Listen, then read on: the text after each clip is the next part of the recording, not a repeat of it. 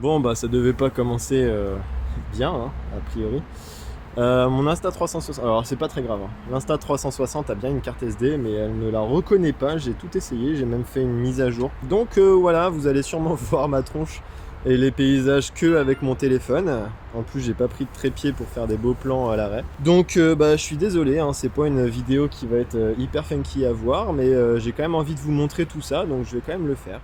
Alors oui, effectivement, cet ultra n'a pas commencé comme je voulais. En ultra, il faut savoir que c'est assez difficile de filmer, de raconter quelque chose et d'avancer vite pour être dans les délais. Bon, j'ai quand même tout fait, mais à moitié. Donc la qualité, elle est pas ouf, et les délais, bah vous allez voir dans cette vidéo si j'ai réussi à les tenir. Bref, on repart ensemble dans un nouvel épisode de Storytime, et aujourd'hui, je vais vous raconter comment j'ai battu mon nouveau record personnel de distance à vélo.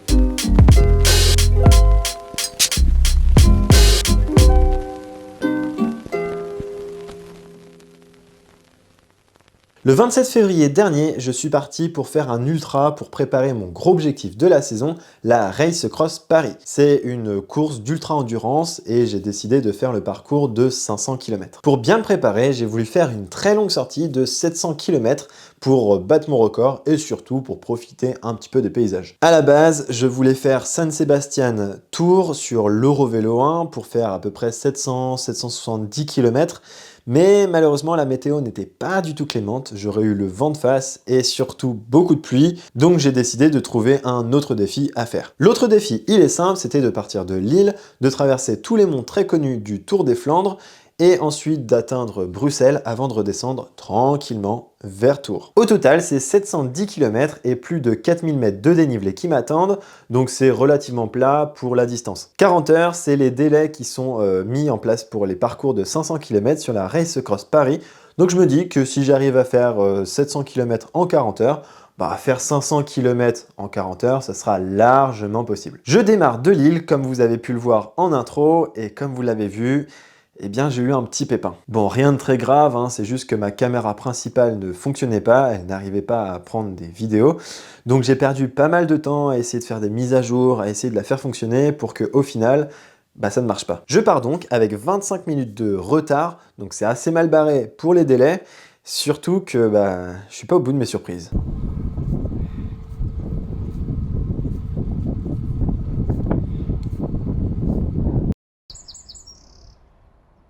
Yes, un plaisir. Je vais faire du mal à mes cales. On va passer par le petit pont là. On va essayer de pas tomber dans l'eau. Oh, une envolée de oies sauvages.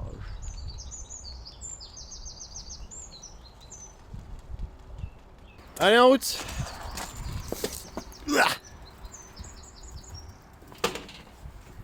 Ah, attends. Oh, je vais foutre le vélo dans l'eau. Eh mais ouais. Attends, déviation là-bas? Oh les cons. Bon finalement j'ai passé la barrière là-bas. Et ouais c'est parce que la route là elle s'effondre un petit peu. Je vais vous montrer là, je suis en train de passer juste à côté. Voilà. Et il y a un Belge qui est arrivé en contresens donc je me suis dit ah bah tiens je vais lui demander si ça passe. Et au final ça passe là-bas, il y a une autre barrière mais plus facile à passer. Donc je l'ai aidé à mettre son vélo, je l'ai aidé à faire passer le mien donc voilà. La vie continue le long du canal, direction le vieux Couarmont. Ça va grimper un peu. Bon, j'arrive à mon premier petit mont, le premier fort pourcentage. Voilà. Bon, je me souviens plus du nom, hein. C'est pas le vieux Couarmont finalement, je vous mets le nom juste ici, hein, parce que je me souviens plus, et puis c'est un nom imprononçable. Kamel machin Strat, donc voilà. En tout cas, il passe souvent ici sur le Ronde de Van Vlaanderen, le Tour des Flandres. Donc voilà, c'est parti pour un bel enchaînement là. Après j'enchaîne avec le vieux Couarmont, ça c'est sûr et certain, j'ai vérifié. Allez, on attaque les forts pourcentages. Tout en haut, j'arrive sur une route mythique avec les noms de tous les gagnants et gagnantes du Tour des Flandres. Et j'arrive dans le premier secteur pavé en descente. Alors déjà, sur le plat, c'est pas évident de rouler sur des pavés. En montée, bah c'est vachement dur. Alors en descente, c'est pire, ça fait hyper flipper. À tout moment, t'as l'impression que le vélo il va se casser, qu'il y a une sacoche qui va se faire la malle ou qui va se casser, qu'il y a une sangle qui va partir ou quoi que ce soit. Enfin bref, t'es jamais trop serein. Bon et puis c'est seulement après que je me suis rendu compte que c'était le secteur du vieux Couarmont, un secteur assez mythique du Tour des Flandres que j'ai descendu finalement au lieu de monter. Bon, bah tant pis.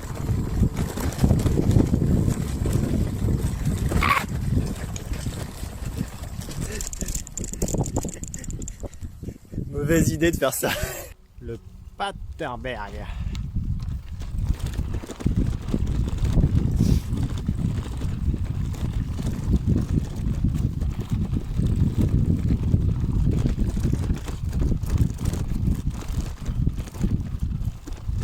Allez, on rentre dans le vif du sujet. Le Paterberg. Là, je suis dans les pires pentes là. J'ai plus de 13%. Et effectivement, c'est pavé. Ouah, je suis tout en force, tout à gauche. C'est dur. Le pavé est un peu gras. Ouh, je vais vous ranger vite parce que là, je vais pas y arriver à une seule main. Regardez ça. Ce premier mont me met vraiment en jambes et mon niveau d'excitation est à fond. J'ai l'impression d'être un gamin à Disneyland. Paterberg. Check. Ça fait toujours une sensation d'euphorie quand tu roules sur des lieux aussi mythiques que ça. En vrai, c'est assez dingue de pouvoir rouler sur des routes que empruntent les pros, sur des grandes étapes, sur des gros monuments, comme là, par exemple, le Tour de Flandre. Que ce soit dans les grands cols du Tour de France, du Tour d'Italie ou du Tour d'Espagne, mais aussi sur les pavés de Paris-Roubaix, ou là, par exemple, dans les monts pavés du Tour des Flandres, le niveau d'excitation, il est au maximum. Et franchement, si vous avez l'occasion dans votre vie de cycliste de passer par ces routes mythiques, bah franchement, je vous le conseille. Et même si ça fait pas longtemps que je suis et que je regarde le Tour des Flandres, eh bien, rien que le fait de passer sur ces endroits, de se dire que c'est hyper mythique, que c'est quand même un monument, que les pros passent ici et qu'ils se font vraiment la guerre, bah ça fait quand même un truc. Hein. J'enchaîne avec le Koppenberg et sur les pavés, j'imagine les pros et la guerre qui se font dans cette montée. Et à la télé, on se rend vraiment pas compte, mais 22% au maximum, quoi. C'est hallucinant la difficulté que ça représente. Déjà, 22% sur l'asphalte, je sais pas si vous avez eu l'occasion, mais c'est super dur. Alors imaginez 22% sur des pavés, c'est juste monstrueux quoi. Et je vous avoue que sur le moment, je me suis demandé si c'était pas une mauvaise idée de commencer par les monts pavés, surtout avec ce qui m'attend juste après, quoi, c'est-à-dire plus de 550-600 km. Je passe ensuite par le Tyenberg, qui est un petit peu moins difficile et surtout un petit peu moins connu. Je me rends compte que c'est une vraie connerie de faire ça sur un ultra. Autant sur une sortie 100, 150, 200 bornes, pourquoi pas. J'ai encore 600 km derrière. Et puis bah voilà, là c'est le deuxième là, enfin le troisième, Tyenberg. Bon, il a l'air un peu plus mignon. Ouais, je vais dans la banquette. Hein. Allez, je suis pas là pour me foutre sur le bas-côté. Et surtout, je finis par le Graal. Ce qui rend le Tour des Flandres hyper mythique, c'est la montée du mur de Grammont et sa célèbre chapelle.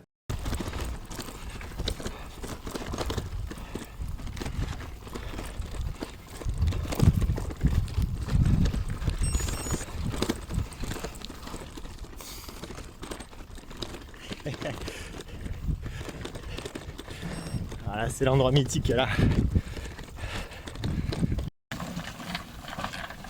Voilà, ça craint un peu fort. Il est pas super dur ce mur, mais il est tellement mythique. Pour vous rendre compte, c'est un petit peu comme si vous étiez fan de football et vous alliez dans le plus grand stade de vos rêves, genre Barcelone, des trucs comme ça. Enfin bref, voilà à quoi ça ressemble. Mon pavé. Là, c'est noir de monde pendant les courses. Le petit vélo et la chapelle mythique.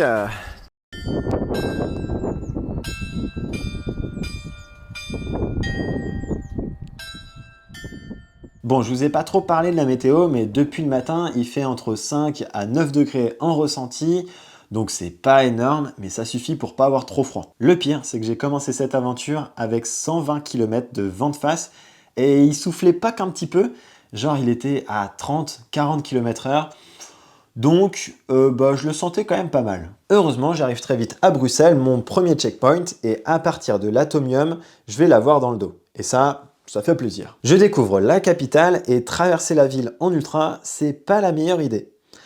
Même si c'est beau, je suis tiraillé entre mon obsession de la performance et l'envie de flâner dans les rues. Bon, au final, je fais un mix des deux en allant sur la Grand Place et voir le Mannequin Peace qui était déguisé pour le carnaval avant de vite sortir de la ville. Bien ça y est, je suis en train de sortir de Bruxelles. Et il faut dire que je sors de la plus belle des manières, en m'échappant de cette foule. Et puis cette difficulté à sortir parce qu'il y a toujours des travaux, il y a toujours des gens, il faut tourner à droite, à gauche, enfin bref. C'est assez prenant au niveau de l'attention, ça demande pas mal de ressources. Mais au moins les kilomètres défilent assez vite. Là je suis sur un bord de canal avec un très bon bitume, ça fait plaisir. Et surtout j'ai le vent dans le dos donc ça roule tout seul, là je dois être à 28-30, un truc comme ça. Mais bon, je sais que je vais pas avoir des canaux tout le temps. D'ailleurs je vais passer la frontière et c'est sûrement là où je vais avoir le point culminant qui est aux alentours de 200-300 mètres je crois d'altitude, donc c'est pas énorme, mais ça sera un petit peu vallonné. Mais j'aurai le vent dans le dos pour atténuer tout ça. Donc tant mieux. Bon, kilomètre 190 et quelques, plus de 9 heures de vélo. Je suis sur une espèce de longue piste cyclable, enseignement une voie ferrée. C'est cool, mais moi je sais pas, j'arrive pas à voir le positif. C'est à l'ombre donc il fait froid, c'est long, c'est pas super propre, mais bon, on va essayer d'être optimiste et se dire que c'est sécurisé, il n'y a pas à réfléchir, il y a juste à foncer tout droit, appuyer sur les pédales et avancer tout droit. Et c'est ce que je fais depuis un petit moment. Je crois que j'arrive à la frontière avec la France au kilomètre 250. Donc c'est pour bientôt. Et j'espère pouvoir y arriver avant la nuit. Du moins la nuit bien noire. Pour aucune raison, juste un petit objectif. Bon et sinon, physiquement, bah, j'ai super mal aux jambes. Enfin non, ça va encore. Ça pourrait être pire.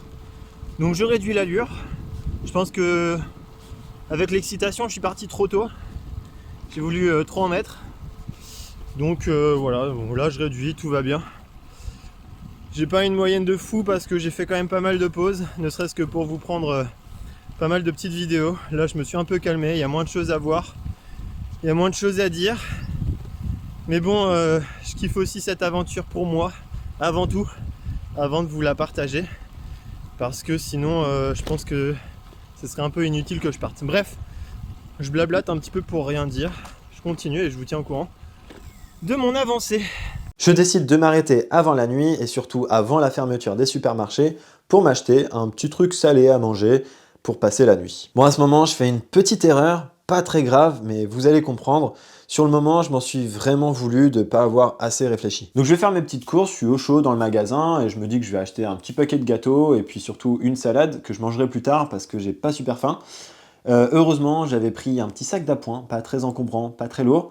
Donc je me suis dit, je vais prendre la salade, je vais la mettre et puis je vais la manger plus tard. Donc avant de repartir, je mange 2-3 gâteaux, histoire de... Je me rhabille, donc je mets la salade dans mon sac à dos, je mets le sac à dos sur moi, je mets ma veste imperméable sur moi, et puis le harnais de visibilité par-dessus. Donc bon, c'était assez galère à mettre, mais je me dis que c'est bon, je suis parti et puis je mangerai beaucoup plus tard. Donc je fais 1 à 2 km, la nuit commence vraiment à s'installer, le froid avec, et c'est à ce moment-là que je me rends compte que j'ai fait ma petite erreur 1. Je me dis que j'aurais mieux fait de manger au chaud tant que c'était à peu près confortable, plutôt que de manger en pleine nuit, en plein froid et surtout après une petite fringale. Donc voilà, je me suis arrêté, j'ai trouvé un spot, je me suis tout déshabillé, enfin pas tout, hein, juste ma veste, mon gilet haute visibilité et puis mon sac à dos. Donc au final, c'était pas dingue, j'avais froid, j'étais assis par terre donc c'était pas confortable et surtout j'avais un petit peu peur de la nuit, je vais vite vous raconter pourquoi. Et donc je me suis mis à manger hyper vite ma salade, j'ai pas du tout pris de plaisir. Donc petit conseil, si vous partez en ultra alors qu'il fait froid, je vous conseille de manger au chaud dès que vous avez l'occasion, même si vous n'avez pas faim. Ça y est, la nuit tombe petit à petit. Je vais pas vous cacher, j'ai peur pour une fois. D'habitude ça m'excite de passer la nuit sur mon vélo. Mais là j'ai peur. J'ai peur de quoi? Je sais pas, peut-être du froid. Ils annoncent ressenti -1. Donc ça me fait pas peur ce ressenti, hein. Enfin d'habitude. Mais là je sais pas, le fait d'être dehors, par -1 degré, je sais pas, ça me vrille le cerveau. Et ça me fait flipper. Donc voilà, j'essaye de faire des petites techniques de sophro, des petites techniques de relaxation. Ça me calme un peu. Et puis voilà, je suis officiellement en France.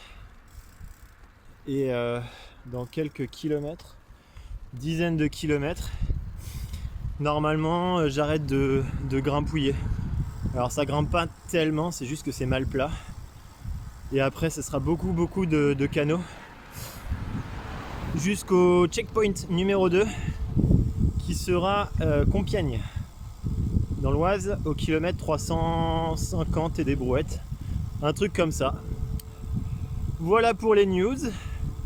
Je pense qu'on va se retrouver quand je vais devoir dormir, ou alors quand j'aurai un truc intéressant à vous dire. Là je vais me concentrer surtout sur la nuit, parce que ça demande beaucoup plus de vigilance. Sinon physiquement très rapidement ça va. Là je suis en mode pilote automatique. Donc c'est cool. C'est le mental qui prend le dessus. Bon, la peur là, elle a un peu phagocyté tout le reste. Mais bon, ça va le faire.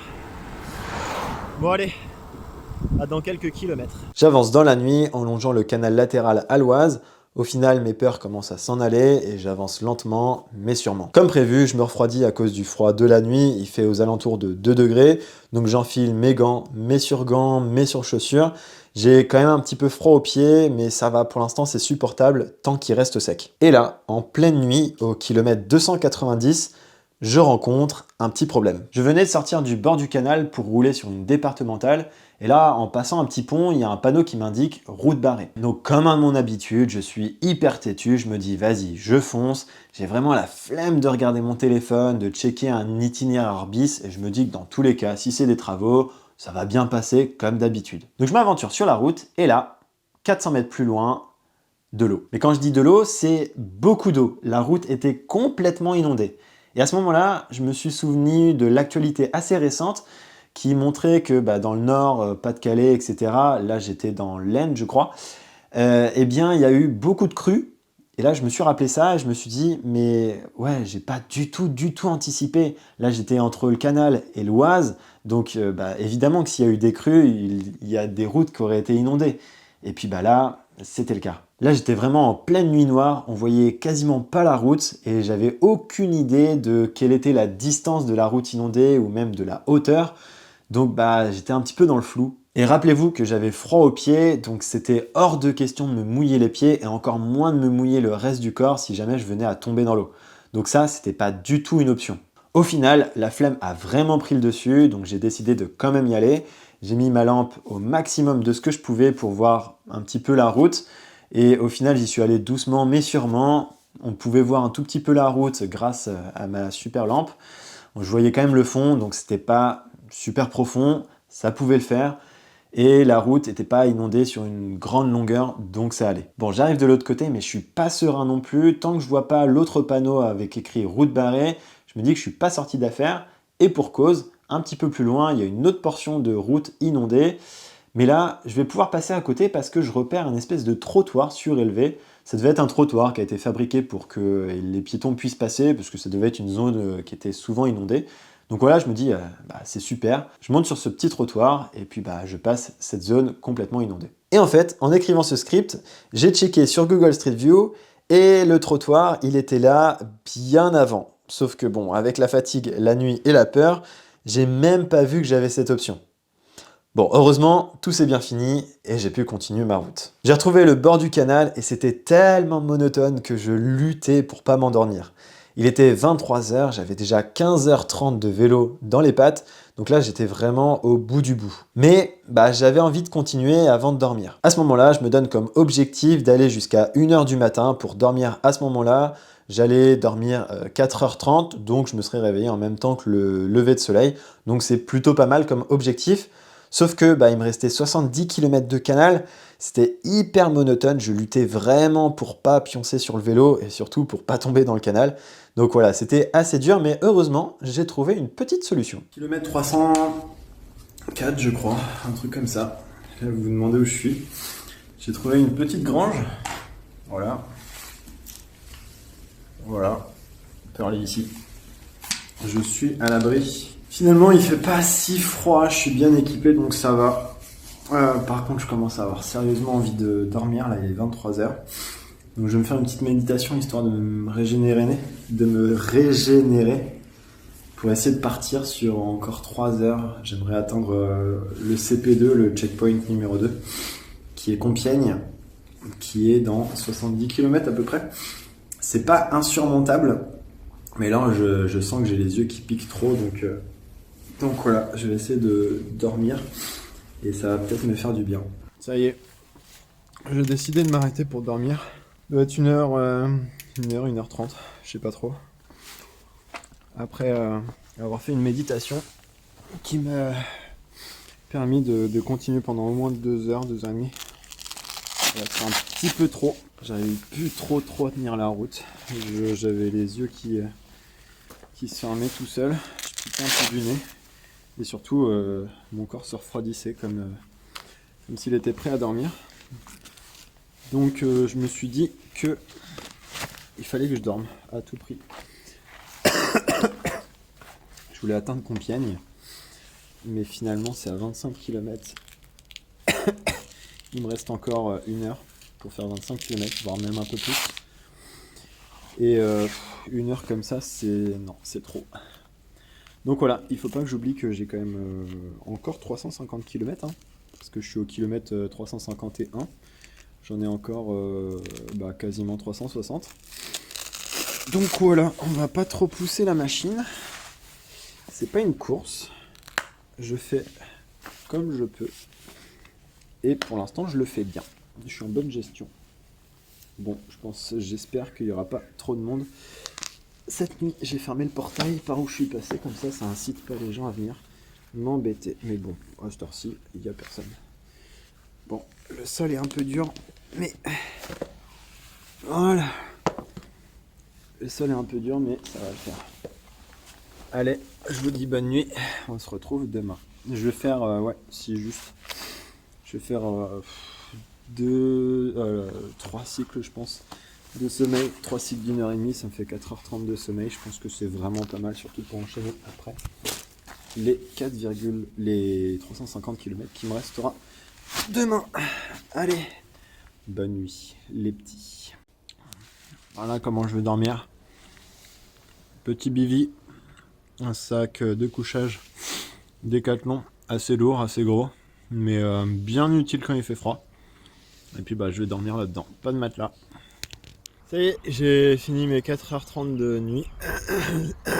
C'était pas facile parce que le sol était dur, j'avais froid, surtout aux pieds, je sais pas pourquoi, alors ils étaient pas mouillés. Donc voilà, j'avais froid aux pieds et puis j'avais un petit caillou qui me rentrait dans la côte, donc c'était un peu désagréable quand je me retournais. Mais bon, c'est le principe de l'ultra, tu fais jamais des très bonnes nuits. En tout cas, c'était une nuit suffisante pour que je reprenne le vélo et que je continue. Là, je suis arrivé à la moitié, 355 km, il m'en reste bien 355, quoi vous dire de plus. J'arrive progressivement vers le checkpoint numéro 2, Compiègne, et après le checkpoint numéro 3, ce sera Chartres, où je vais rejoindre un abonné, où un abonné va me rejoindre pour faire un petit bout de chemin avec moi. Ça va être super chouette parce que du coup ça va casser un peu la monotonie, et puis voilà, ça va faire du bien. Allez, je reprends parce que là il fait froid. Il fait 2 degrés mais ressenti -1 parce que là je suis au bord de l'Oise, au bord du canal, et c'est très très humide. Bon, pour la suite, pas grand chose à dire, si ce n'est que j'ai failli tomber dans l'eau. J'arrivais vers Compiègne sur les bords de l'Aisne et j'étais sur une piste cyclable. L'Aisne, elle était vachement haute, mais elle débordait pas sur la piste, et fort heureusement. Sauf que arrivé un moment, il y avait une énorme mare, un petit peu comme celle que j'ai vue bien précédemment dans la nuit. Pour une raison encore mystérieuse, je me suis dit à ce moment-là que ça allait passer. Bah oui, c'est passé cette nuit sans problème. Donc je me dis que là, il n'y a aucun problème, je vais pouvoir passer cette mare en allant en pleine bille dans cette mare. Sauf que je suis arrivé à 20-25 km/h. C'est assez rapide pour tomber dans l'eau. Sauf que je suis arrivé un peu vite. Au bout de 1 mètre, 2 mètres, 3 mètres, je me suis vite rendu compte que l'eau était trop haute. Et j'ai pas du tout anticipé ça. Donc niveau braquet, j'étais complètement en force. Je me suis dit, il faut absolument que je rejoigne la terre sur le côté. Donc j'ai fait un petit crochet pour aller vers la terre. Sauf que à ce moment-là, j'étais plus sur la piste, l'asphalte, en dessous il n'y avait plus d'asphalte. J'ai commencé à patiner dans l'herbe pour rejoindre la berge. C'était assez drôle. Au final, je me suis quand même mouillé, j'ai quand même réussi à atteindre la berge sans trop mouiller, disons que ça aurait pu être pire. J'ai dû patiner, j'étais du coup avec mes pneus slick, donc tout lisse. Donc ouais, c'était pas du tout l'idéal, mais bon, ça aurait pu être pire, j'aurais pu tomber carrément dans l'eau. Je suis un peu cramé quand même. J'avance pas très vite. Les 40 heures de délai sont pas très loin à attendre. Mais je pense que ça va être difficile, surtout si je fais des pauses. Là, j'ai arrivé estimé à 23h15, 16 sans pause, donc ça va être un petit peu chaud. Mais sinon, je suis arrivé dans le Val d'Oise, le 95. J'arrive progressivement vers les bords de Seine. Là, je suis en bord de l'Oise. Et après la Seine, normalement, j'ai quelques petits taquets dans la Chevreuse avant de rattaquer Chartres au kilomètre 530, 540, un truc comme ça. Bon, j'arrive à un endroit critique. Après Cergy, Pontoise, tout ça, je suis dans le entre la Chevreuse et le Vexin et c'est très difficile. Il y a des grosses côtes, j'en ai 5 en tout. Et pour tout vous dire, j'ai l'impression de les monter moins vite que le Paterberg, alors qu'il n'y a pas de pavé. Mais elles sont plus longues, elles sont assez pentues et je suis surtout cramiche. J'ai 468 km. Il m'en reste 242. Voilà. Heure estimée, arrivée estimée à 23h30 à peu près. Donc voilà, je vais y aller tranquille, tant pis pour les délais. J'ai juste envie de rentrer et de finir, de pas me mettre trop de la pression parce que ça sert à rien. Et le soleil est revenu et la chaleur avec. Donc franchement, trop bien. Bon, je viens de passer le 500e kilomètre. Ça fait plaisir parce que c'est presque la distance que je vais avoir pour la Race Cross Paris. J'aurai 536 km très exactement. Ou 537, enfin un truc comme ça. Enfin bref, je me sens encore en forme. Il me reste environ 200 bornes à faire.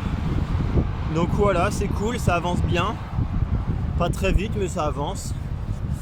Je pense que je vais plutôt arriver vers minuit ce soir. J'aurais pas réussi à le faire en moins de 40 heures.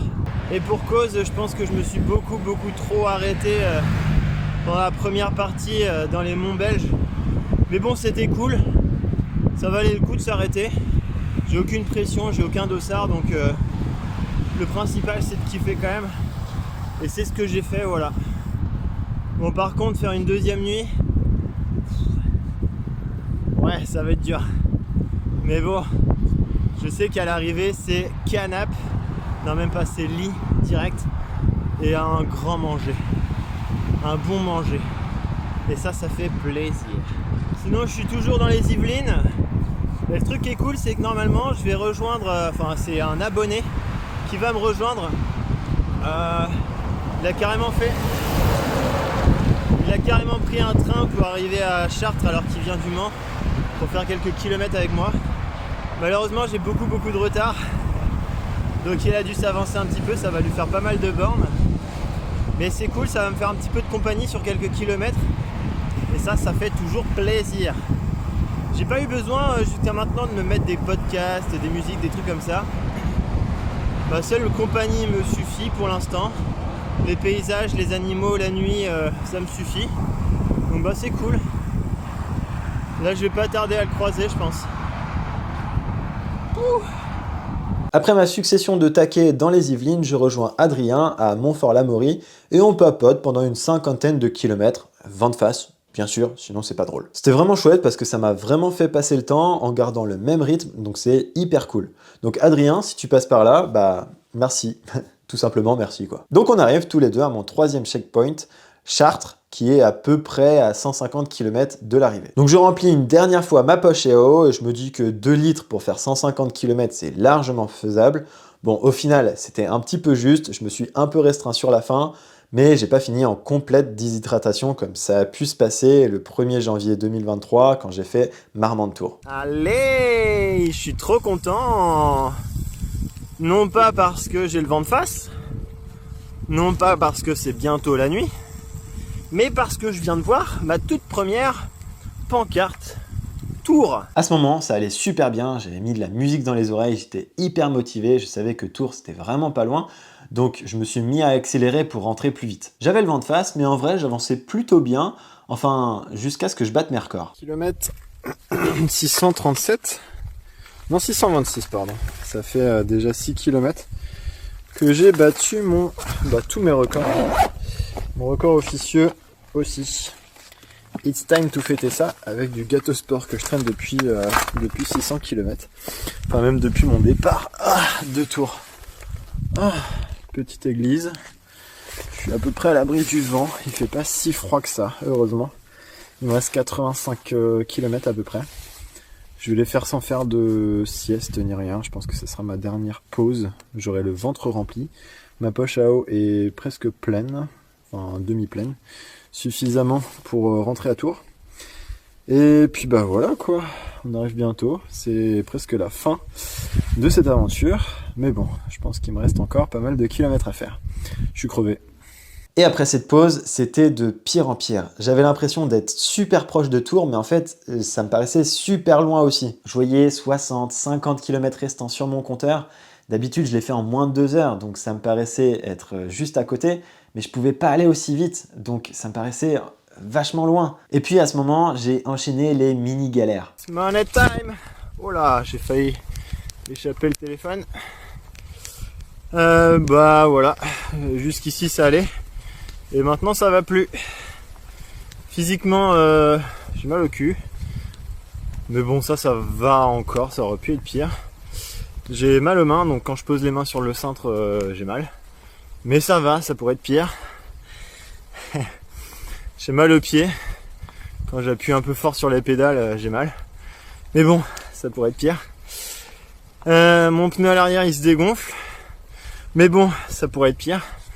Parce que je l'ai regonflé et ça a l'air de tenir. Pas besoin de changer. Il me reste 2 heures. Donc à part tout ça, je me dis que ça pourrait être pire. Il commence un petit peu à pleuvoir, mais c'est de la petite pluie. Donc, vous connaissez la chanson, ça pourrait être pire. Et puis, comme si ça suffisait pas, je suis passé dans une rue complètement bouchée par des barrières parce qu'il y avait un éboulement. C'était impossible de passer à côté des barrières, impossible de soulever les barrières. Et donc, comme la nuit précédente, je me suis entêté à passer absolument parce que j'avais absolument la flemme de regarder sur mon téléphone et surtout de faire demi-tour parce que je voulais absolument, oui, je dis beaucoup de fois absolument, je voulais absolument rentrer à Tours, j'en avais marre, mais marre. Donc j'ai escaladé les barrières, c'était long, ça m'a pris 15-20 minutes à passer le vélo, surtout que j'étais fatigué, à moi passer après la barrière, surtout qu'il y avait 2 barrières à escalader. Donc c'était horrible. Et puis j'étais aussi ralenti par la crevaison. Bon, fort heureusement, c'était une crevaison vraiment très lente. Donc j'avais juste besoin de pomper et j'avais pas besoin de complètement changer la chambre à air. Donc ça m'a permis de gagner un tout petit peu de temps, surtout qu'avec la fatigue, je pense que j'aurais mis des plombes à changer la chambre à air. Surtout que les trinques sont un petit peu difficiles à remettre. Donc je me serais agacé, je me connais, je me serais agacé en plein dans la nuit. Et j'aurais perdu encore plus de temps surtout. La fin, elle était vraiment éprouvante, physiquement, mentalement. Et comme j'aime bien dire, un ultra c'est long, surtout vers la fin. Et c'est vrai, plus on voit l'arrivée et le peu de kilomètres qui nous reste à parcourir, plus on a l'impression qu'il nous reste que 10 à 15 minutes parce qu'on est sur des routes qu'on connaît par cœur. Donc on a l'impression que ça va aller super vite et qu'on va rentrer super vite. Alors qu'au final, il vous reste 1 heure, 2 heures. Et ça, après avoir fait plus de 35, 36, 40 heures, c'est vachement long. Et voilà. Hier j'étais à Bruxelles et à défaut de bouffer une gaufre, je mangeais un panini aujourd'hui. C'est bon, c'est fait. J'arrive à Tours, bordel. C'est à la fois proche et tellement loin. C'est un truc de fou quoi. La traditionnelle pancarte. Elle est là. On va aller faire une petite photo. Let's go!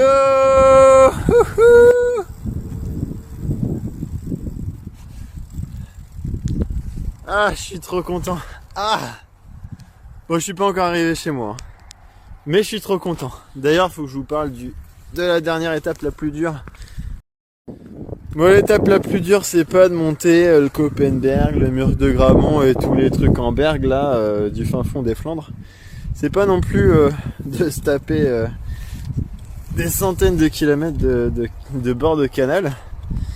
C'est pas de se taper la pluie, de se taper une crevaison lente. Non, non, non, c'est pas ça le plus dur. Le plus dur, je vais vous dire, c'est que après 710 km, c'est de monter 2 étages avec son vélo chargé. Et surtout 710 km dans les jambes. Ça c'est le plus dur, c'est l'étape la plus dure je pense. Et voilà, c'est symboliquement ici que tout s'arrête. 41h, 711 km. Enregistrement. Nouveau record. Pif, paf, pouf. Précédent, il était à 620 quand même. Ah, bon, bah voilà, c'est fait. Et voilà, je viens officiellement de battre mon record. Et entre nous, j'espère que je vais très vite le rebattre. Finalement, je termine 1h20 après mes délais, mais franchement, si je m'étais pas arrêté pour filmer dans les monts, là où j'étais complètement à fond, à Disneyland du cyclisme, eh bien, j'aurais carrément pu gagner énormément de temps. Pareil pour la nuit, si j'avais fait une nuit de 1h30 à 3h, ce qui est largement possible et faisable, j'aurais pu gagner 1h30 et être largement dans mes délais.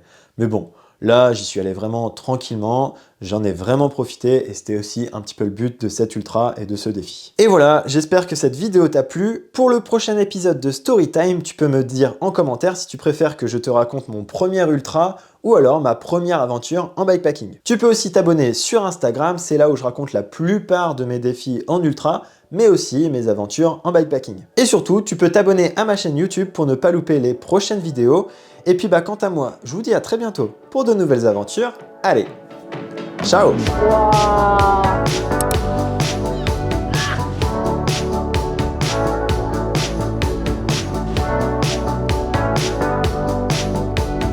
Allez, zou, je suis perdu.